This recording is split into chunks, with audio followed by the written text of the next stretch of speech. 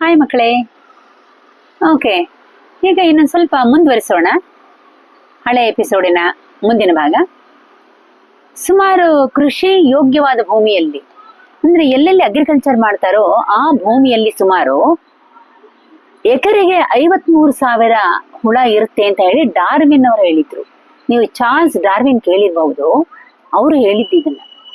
ಆದ್ರೆ ಇತ್ತೀಚಿನ ರಿಸರ್ಚ್ ಪ್ರಕಾರ ಈಗ ಅಗ್ರಿಕಲ್ಚರು ಜಾಸ್ತಿ ಆಗಿದೆ, ಕೃಷಿ ಭೂಮಿ ಜಾಸ್ತಿ ಆಗಿರೋದ್ರಿಂದ 1 ಎಕರೆಯಲ್ಲಿ ಸುಮಾರು 17,50,000 ಹುಳುಗಳು 1 ಎಕರೆಯಲ್ಲಿ ವಾಸಿಸ್ತಾ ಇದೆ ಅಂತ ಹೇಳ್ತಾರೆ. ಅಂದ್ರೆ ಎಷ್ಟು ಸಂಖ್ಯೆಯಲ್ಲಿ, ಜಸ್ಟ್ ಇಮ್ಯಾಜಿನ್ ಮಾಡ್ಕೊಳ್ಳಿ. ಅಂದ್ರೆ ನಾವು ನಿಂತ ನೆಲದಲ್ಲಿ ಅಗಾಧವಾದ ನಂಬರಲ್ಲಿ ಎರೆಹುಳುಗಳು ವಾಸ ಮಾಡ್ತಾ ಇವೆ. ಅವು ವಾಸ ಮಾಡ್ತಾ ಇವೆ, ಜೊತೆಗೆ ನಮಗೆ ಸಹಾಯನೂ ಮಾಡ್ತಾ ಇದೆ. ಈ ಒಂದು ಸಂಖ್ಯೆಯಿಂದ ನಮಗೆ ತಿಳಿಯುತ್ತೆ ಎರೆಹುಳುವಿನ ಕೊಡುಗೆ ಏನು, ಮನುಷ್ಯನ ಎಕ್ಸಿಸ್ಟೆನ್ಸ್ಗೆ ಅಥವಾ ಮನುಷ್ಯನ ಒಂದು ಜೀವನ ನಿರ್ವಹಣೆಗೆ ಹೇಗೆ ಇದು ಅನುಕೂಲ ಆಗ್ತಾ ಇದೆ ಅಂತ ಒಂದು ಗೊತ್ತಾಗುತ್ತೆ.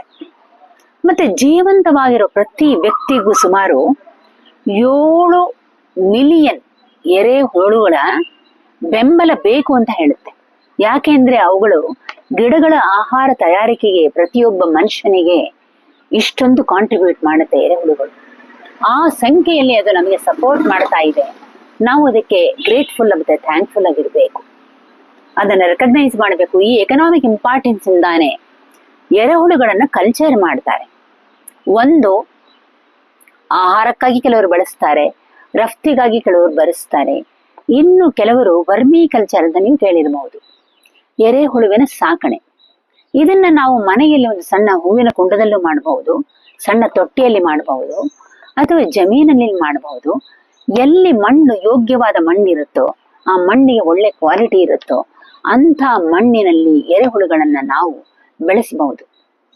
ಆ ಮಣ್ಣಿಗೆ ನಾವು ಪೋಷಕಾಂಶವನ್ನು ಕೊಡೋದಿಕ್ಕೆ ನಮ್ಮ ಕಿಚನ್ ವೇಸ್ಟ್ ಆಗಲಿ, ಅಥವಾ ಬೇರೆ ಅಗ್ರಿಕಲ್ಚರ್ ವೇಸ್ಟ್ ಆಗಲಿ, ಅಥವಾ ಹಸುವನ್ನ ಸಾಕಿದ್ರೆ ಅದರ ವೇಸ್ಟ್ ಪ್ರಾಡಕ್ಟ್ಸ್ ಆಗಲಿ, ಅವುಗಳ ಎಲ್ಲ ಉಪಯೋಗವನ್ನು ಪಡೆದು ನಾವು ಗೊಬ್ಬರವನ್ನು ತಯಾರಿಸೋದಕ್ಕೆ ಎರೆಹುಳುಗಳ ಸಹಾಯವನ್ನು ನಾವು ಬಳಸ್ಕೊಳ್ಬಹುದು. ಸೊ ಎರೆಹುಳುವಿನಿಂದ ತಯಾರಾದ ಗೊಬ್ಬರಕ್ಕೆ ನಾವು ವರ್ಮಿ ಕಾಂಪೋಸ್ಟ್ ಅಂತ ಕರಿತೀವಿ, ಅಥವಾ ಹುಳುವಿನ ಗೊಬ್ಬರ ಅಂತ ಕರಿತೀವಿ. ಇದು ಮಾರ್ಕೆಟ್ ಅಲ್ಲಿ ಪ್ಯಾಕೆಟ್ಗಳಲ್ಲಿ ದೊರೆಯುತ್ತೆ. ಇವುಗಳು ಬಹಳ ಸಹಕಾರಿಯಾಗಿದೆ, ಮತ್ತೆ ಪರಿಸರಕ್ಕೂ ಇದು ಅನುಕೂಲವಾಗಿದೆ. ಅದರ ವಿಶೇಷತೆ ಏನಪ್ಪಾ ಅಂತ ಹೇಳಿದ್ರೆ, ಸಂಪೂರ್ಣ ಪೌಷ್ಟಿಕಾಂಶವನ್ನ, ನ್ಯೂಟ್ರಿಯೆಂಟ್ಸ್ ಅನ್ನ ಗಿಡ ಮರಗಳಿಗೆ ಅಥವಾ ಕೃಷಿ ಭೂಮಿಗೆ ಹೆಚ್ಚಾಗಿ ಅನುಕೂಲ ಆಗುವಂಗೆ ಅದು ಪ್ರೊವೈಡ್ ಮಾಡುತ್ತೆ. ಮತ್ತೆ ಈ ಗೊಬ್ಬರದಲ್ಲಿ ಸಾರಜನಕದ ಅಂಶ, ಪೊಟ್ಯಾಷಿಯಂ ಅಂಶ, ಮಿನರಲ್ಸಿನ ಅಂಶ, ಕೆಲವು ಸಲ ಪಾದರಸ, ಇನ್ನಿತರ ಖನಿಜಗಳ ಅಂಶಗಳು ಸಹ ಇರುತ್ತೆ. ಅವುಗಳು ಪ್ರಕೃತಿಗೆ ನಾವು ಏನು ಬಳಸ್ತೀವೋ ಅದು ರಿಟರ್ನ್ ಆಗಬೇಕು. ಆ ರಿಟರ್ನ್ ಆಗೋದಿಕ್ಕೆ ಎರೆಹುಳು ಒಂದು ರೀತಿಯಲ್ಲಿ ಸಹಾಯವನ್ನ ಮಾಡುತ್ತೆ. ಆ ಸೈಕಲ್ ಅಲ್ಲಿ ಅದು ಇನ್ವಾಲ್ವ್ ಆಗಿದೆ ಅಂತ ಒಂದು ವಿಷಯನ ನಾವು ತಿಳ್ಕೊಳ್ಬೇಕು. ಮತ್ತೆ ಎರೆಹುಳುಗಳಿಗೂ ಈ ಒಂದು ಪ್ರೋಸೆಸ್ ಅಲ್ಲಿ ಬಹಳ ಅಪಾಯಕಾರಿ ಅಂಶಗಳು ಇದೆ. ಈಗ ನೆಲ ವಿಷಕಾರಿಯಾದ್ರೆ ನಾವು ಉಪಯೋಗಿಸುವಂತಹ ರಾಸಾಯನಿಕ ಗೊಬ್ಬರದಿಂದ, ಕೀಟನಾಶಕಗಳಿಂದ ಮಣ್ಣಿಗೆ ನಾವು ಪೊಲ್ಯೂಷನ್ ಮಾಡಿದ್ರೆ, ಮಾಲಿನ್ಯ ಮಣ್ಣಿಗೆ ನಾವು ಮಾಡಿದ್ರೆ, ಆಗ ಎರೆಹುಳುಗಳ ಜೀವನಕ್ಕೆ ಅಪಾಯ ಆಗುತ್ತೆ, ಅವುಗಳ ಸಂಖ್ಯೆ ಕಡಿಮೆ ಆಗ್ತಾ ಬರುತ್ತೆ. ಇದನ್ನ ನಾವು ಮನಸ್ಸಲ್ಲಿ ಇಟ್ಕೊಳ್ಬೇಕು. ಹಾಗಾಗಿ ನಾವು ಭೂಮಿ ತಾಯಿಯನ್ನ ಕಾಪಾಡ್ಕೊಳ್ಬೇಕು, ಅದನ್ನ ಪೊಲ್ಯೂಷನ್ ಮಾಡಬಾರದು. ಅನವಶ್ಯಕವಾದ ವಿಷಕಾರಿ ವಸ್ತುಗಳನ್ನ ಅವಾಯ್ಡ್ ಮಾಡಬೇಕು. ಅದಕ್ಕಾಗಿ ನ್ಯಾಚುರಲ್ ಫಾರ್ಮಿಂಗ್ ಅಥವಾ ಆರ್ಗ್ಯಾನಿಕ್ ಫಾರ್ಮಿಂಗ್ ಅಂತ ಬಂದಿದೆ.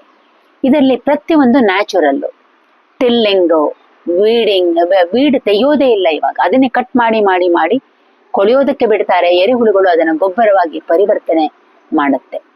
ಹಾಗಾಗಿ ಈ ತರ ಪ್ರಯೋಗಗಳನ್ನ ಹೆಚ್ಚಾಗಿ ಪ್ರಾಕ್ಟೀಸ್ ಮಾಡಿದ್ರೆ ರೈತರು, ಆಧುನಿಕತೆಯೂ ಬೇಕು, ಮೆಷಿನರಿ ಬೇಕು, ಆದರೆ ಸ್ವಚ್ಛವಾಗಿರುವಂತ ವಾತಾವರಣ ಕಲ್ಪಿಸಿಕೊಟ್ರೆ ನಾವು ಉತ್ಪಾದನೆಯನ್ನು ಹೆಚ್ಚು ಮಾಡ್ಕೊಳ್ಬಹುದು. ಇದರಲ್ಲಿ ನಮ್ಮ ಜೀವ ಸಂಕುಲಕ್ಕೂ ಪ್ರೊಟೆಕ್ಷನ್ ಇದೆ ಅಂತ ನಾನು ಹೇಳೋದಕ್ಕೆ ಇಷ್ಟಪಡ್ತಾ ಇದ್ದೀನಿ. ಈ ಹುಳುಗಳನ್ನು ಕೃಷಿ ಮಾಡುವಾಗ ತುಂಬಾ ಚೆನ್ನಾಗಿ ಮಾಡಬಹುದು, ಬಹಳ ಸುಲಭವಾಗಿ ಮಾಡಬಹುದು. ಯಾವುದೇ ಒಂದು ಕೊಳೆಯುವಂತಹ ಆಹಾರ ಪದಾರ್ಥಗಳನ್ನ ಸಂಗ್ರಹಿಸಿ ತುಂಬಿಸಿ ಇಟ್ರೆ ಸಾಕು, ಹುಳುಗಳನ್ನ ಬಿಟ್ರೆ ಸಾಕು, ಅದು ತಾನೇ ಉತ್ಪತ್ತಿ ಮಾಡಿಕೊಳ್ಳುತ್ತೆ. ಉತ್ಪತ್ತಿ ಮಾಡಿಕೊಂಡು ಗೊಬ್ಬರವನ್ನು ತಯಾರಿಸಿದ್ರೆ ಅದನ್ನು ಸಾರ್ಟ್ ಔಟ್ ಮಾಡಿ ಅದನ್ನು ಉಪಯೋಗಿಸ್ಕೊಳ್ಬಹುದು. ಮತ್ತೆ ಇದರ ಎಕನಾಮಿಕ್ಸ್ ಆರ್ಥಿಕ ಪರಿಣಾಮ ಅಷ್ಟು ತುಂಬಾ ಚೆನ್ನಾಗಿದೆ. ಎಷ್ಟೋ ಕಡೆ ಹುಳುಗಳ ಮಾರಾಟ ಇದೆ. ಮಾರಾಟ ಯಾತಕ್ಕಾಗಿ ಅಂದ್ರೆ ಇದೇ ಗೊಬ್ಬರವನ್ನ ಇದು ವರ್ಮಿಕಲ್ಚರ್ ಮಾಡೋದಕ್ಕೆ ಮಾರಾಟ ಮಾಡ್ತಾರೆ. ಮತ್ತೆ ಗೊಬ್ಬರದ ಮಾರಾಟ ಇದೆ, ಅದರಿಂದ ಹಣ ಉತ್ಪಾದನೆ ಮಾಡಬಹುದು. ಎಷ್ಟೋ ಕಡೆ ಆಹಾರಕ್ಕಾಗಿ ಹುಳುಗಳನ್ನ ತರಿಸ್ಕೊಳ್ತಾರೆ, ಅದಕ್ಕೆ ಉಪಯೋಗಿಸಬಹುದು. ಮತ್ತೆ ಎರೆಹುಳುಗಳು ಅನೇಕ ಪ್ರಾಣಿಗಳಿಗೆ, ಹಕ್ಕಿಗಳಾಗಲಿ, ಕೆಲವು ಪಕ್ಷಿಗಳು, ಹಕ್ಕಿಗಳು, ಕೆಲವು ಸಣ್ಣ ಸಣ್ಣ ಪ್ರಾಣಿಗಳು, ಸಸ್ತನಿ ಪ್ರಾಣಿಗಳು, ಹಾವು ಮುಂತಾದ ಪ್ರಾಣಿಗಳಿಗೆ ಆಹಾರವಾಗಿ ಅದು, ಮೀನುಗಳಿಗೆ ಆಹಾರವಾಗಿ ಅದು ಬಳಕೆ ಮಾಡಬಹುದು. ಅಂದ್ರೆ ನಿಮ್ಮ ಜೀವಜಾಲದಲ್ಲಿ ಎರೆಹುಳು ಒಂದು ಬಹು ಉಪಯೋಗಿಯಾದಂತಹ ಒಂದು ಜೀವ. ಆ ಜೀವವನ್ನ ನಾವು ಕಾಪಾಡಬೇಕು, ರಕ್ಷಿಸಬೇಕು, ಅದನ್ನ ಹಾಳು ಮಾಡಬಾರದು. ಅದೇ ರೀತಿ ಬೇರೆ ಜೀವಿಗಳ ಸಂರಕ್ಷಣೆಯನ್ನು ನಮ್ಮ ಹೊಣೆಯೇ. ಹಾಗಾಗಿ ಮನುಷ್ಯ ತನ್ನ ಜೀವನ ಕಾಪಾಡಿಕೊಳ್ಳುವ ಭರದಲ್ಲಿ ಬೇರೆ ಜೀವಿಗಳ ಜೀವವನ್ನ ತೆಗೆಯೋದಕ್ಕೆ ಯಾವ ಅಧಿಕಾರನೂ ಇಲ್ಲ ಅಂತ ಹೇಳ್ತಾ ಈ ಎಪಿಸೋಡ್ ಅನ್ನ ಮುಗಿಸ್ತಾ ಇದ್ದೀನಿ. ಬಾಯ್ ಮಕ್ಕಳೇ. ಚಾರು ಕಲ್ಚರಲ್ ಫೌಂಡೇಶನ್ ಇಂದ ಎರೆಹುಳುವಿನ ಬಗ್ಗೆ ಕಥೆಯನ್ನ ಸದ್ಯಕ್ಕೆ ಮುಗಿಸ್ತಿದ್ದೀನಿ. Thank you very much.